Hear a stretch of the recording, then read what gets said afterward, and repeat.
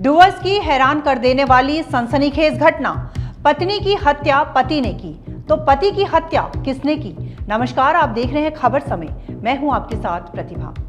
सिर्फ 2 दिनों में ही एक परिवार खत्म हो गया। 15 जुलाई को पत्नी की हत्या हुई थी। पति ने ही पत्नी को मारकर जंगल में उसका शव फेंक दिया था और इसके बाद वो पुलिस के डर से फरार हो गया था। लेकिन अगले दिन यानी 16 जुलाई को मोराघाट जंगल में एक पेड़ से लटकता उसका शव पुलिस ने बरामद किया, जब पुलिस पत्नी की हत्या के आरोप में आरोपी पति को जंगल में ढूंढ रही थी।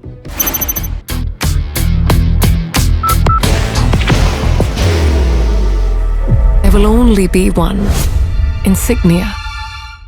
उसकी हत्या की गई थी। अब सवाल यह है कि पति की हत्या किसने की?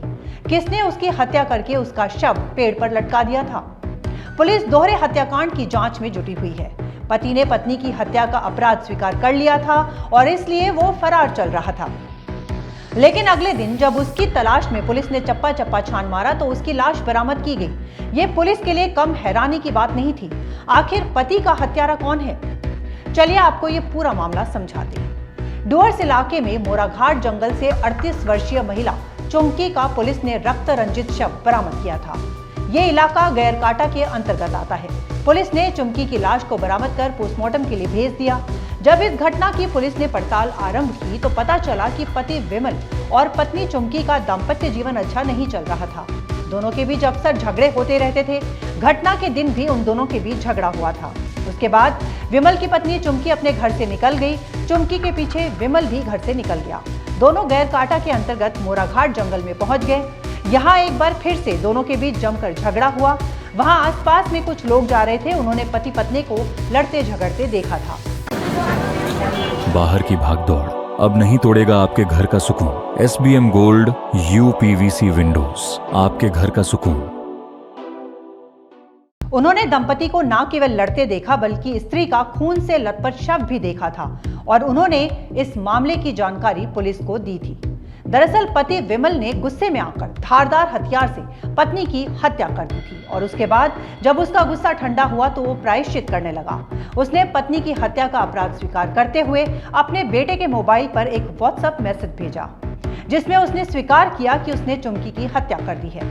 पुलिस किसी भी समय उसे गिरफ्तार करने के लिए घर पहुंच सकती थी, इसलिए वो फरार हो गया।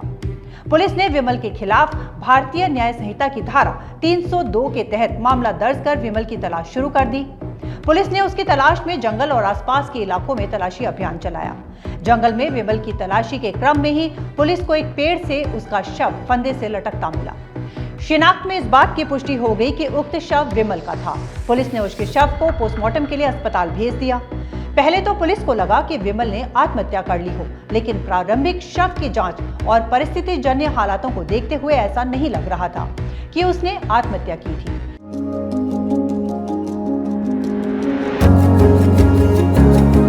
मनोकामना हॉस्पिटल, इस्कॉन मंदिर रोड, सेवक रोड, सिलीगुड़ी। फिर उसकी हत्या किसने की? पुलिस को विमल के बेटे पर संदेह हुआ, लिहाजा पुलिस ने उससे पूछताछ के लिए उसे थाने बुलाया।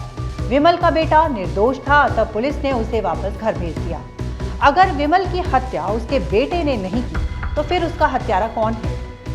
पुलिस ने विमल के पड़ोसियों और आसपास के लोगों से पूछताछ शुरू कर दी।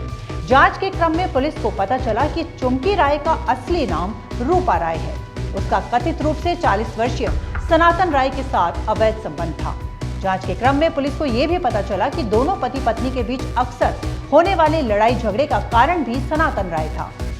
लोगों से मिली जानकारी के बाद पुलिस अधिकारियों का माथा ठनका और उन्होंने इस घटना की जांच की दिशा में एक और पहलू को शामिल कर दिया। पुलिस को लगा कि हो सकता है कि सनातन राय ने विमल राय की हत्या की हो, क्योंकि अगर लोगों के अनुसार चुमकी और सनातन राय के बीच अवैध संबंध थे तो ऐसी स्थिति में सनातन राय चुमकी की हत्या का बदला विमल को मारकर ले सकता था। पुलिस का शक सनातन राय पर इसलिए बढ़ गया कि सनातन राय फरार चल रहा है। पुलिस ने सनातन राय की गिरफ्तारी के लिए छापेमारी अभियान शुरू कर दिया है।